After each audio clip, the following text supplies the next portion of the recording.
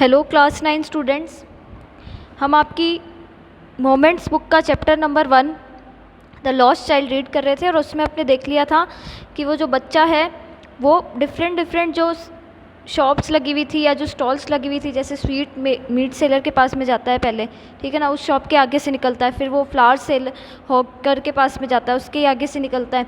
लेकिन ये सारी चीज़ें उसको बहुत ज़्यादा क्या लगती है, अट्रैक्टिव लगती है, लेकिन उसको पता था इसके पेरेंट्स रेडी नहीं होंगे, इसलिए वो आगे मूव ऑन कर जाता है हर बार। ओके, तो नेक्स्ट टाइम देखिए वो स्टूडेंट्स कहाँ पहुँचता है। नेक्स्ट टाइम देखिए, a man standing holding a pole with yellow, red, green and purple balloons flying from it.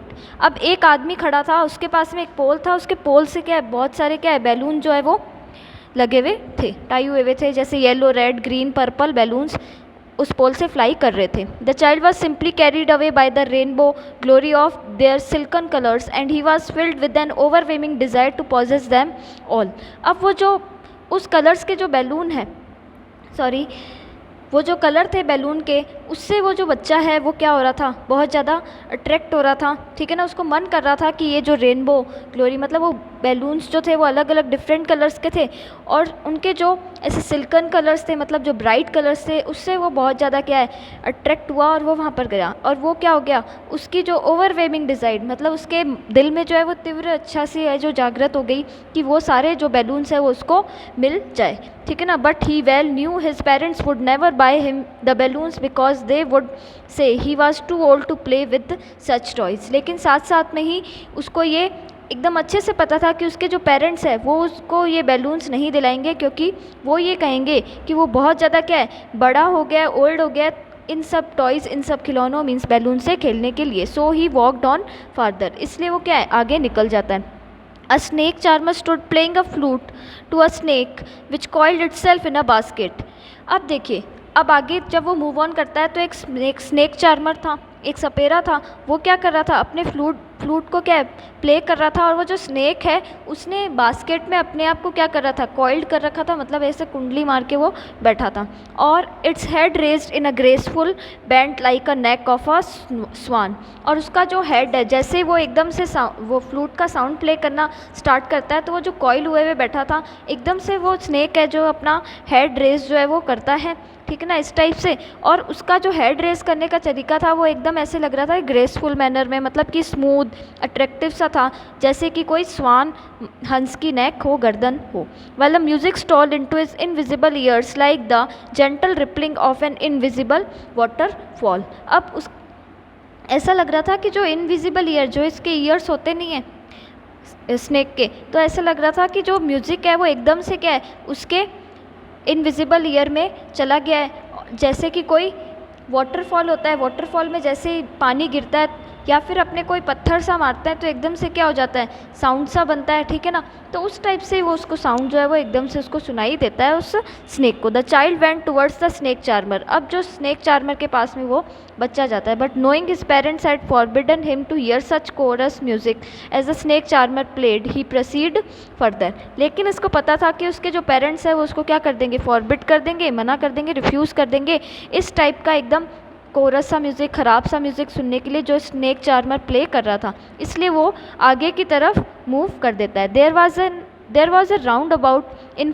Full swing. अब एक क्या था, राउंड अबाउट था, मतलब एक स्विंग सा था, ठीक है ना, जैसे बच्चे होते हैं ना, कोई बहुत सारा एक से राउंड सा होता है, इधर इधर वो सीट्स लगी हुई होती है, इस टाइप का वो राउंड अबाउट था। Man, women and children carried away in whirling motion shriek and cried with dizzy laughter. अब जो वो वहाँ पर जो उस राउंड अबाउट के आसपास जो मैन थे, वुमेन थे, जो बच्चे थे, वो क्या है उसके वर्लिंग मोशन, उसके जो रोटेट होने का मोशन है, उससे वो क्या हो रहे थे, उनके पास में जा रहे थे, और वो क्या है बाद में उधर जो बैठे थे वो क्या है श्रीक कर रहे थे, चिल्ला रहे थे, और वो क्या है ज़ोर ज़ोर से क्या है हंस रहे थे। The child watch them intently and then he made a bold request. अब वो जो बच्चा है उसको एक क्या है काफ़ी देर से क्या इंटेंटली मीन्स काफ़ी देर से देख रहा था, और फिर वो क्या है एकदम से बोल्डली होकर रिक्वेस्ट करता है अपने पेरेंट्स से, I want to go on the round about please father mother. फिर वो अपने पेरेंट्स से रिक्वेस्ट करता है कि वो क्या करना चाहता है, इस राउंड अबाउट में बैठना चाहता है, इस स्विंग में बैठना चाहता है, झूले में बैठना चाहता है, अपने फादर मदर से रिक्वेस्ट करता है।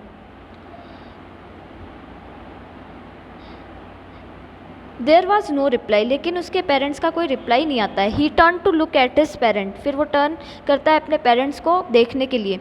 There were not there ahead of him, मतलब वो दोनों ही नहीं थे, उसके mummy papa ahead of him मतलब उससे आगे निकल गए थे.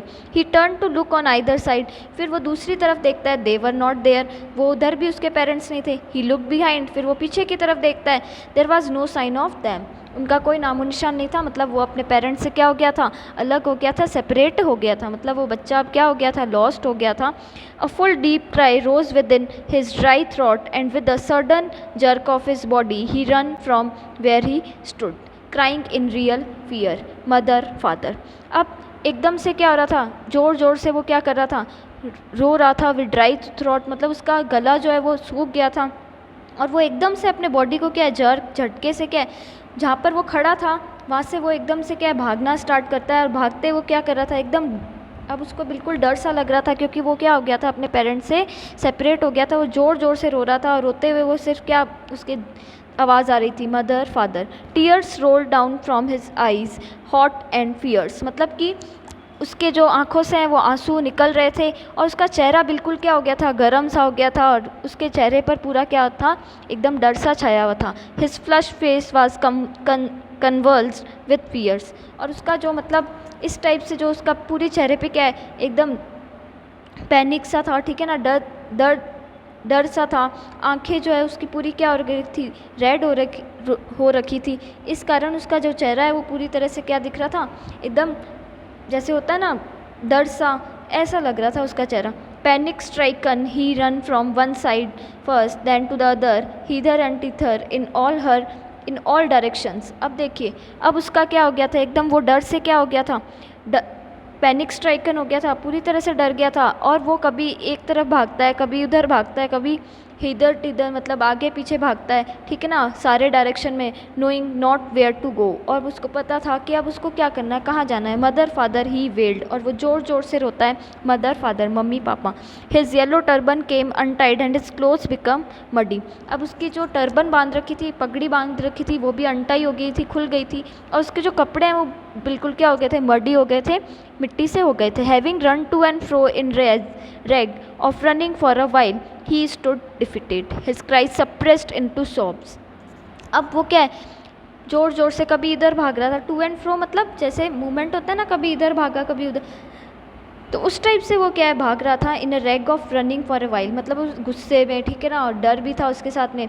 ही स्टूड डिफिटेड, मतलब वो अपने आप से क्या लड़ रहा था. और उसकी जो अब क्राइज है, मतलब उसका रोना क्या है, बंद हो गया था, और वो क्राइज जो है वो सोब्स में बदल गई थी, मतलब वो सिसक के रो रहा था. At little distances on the green grass he could see through his filmy eyes man and women talking.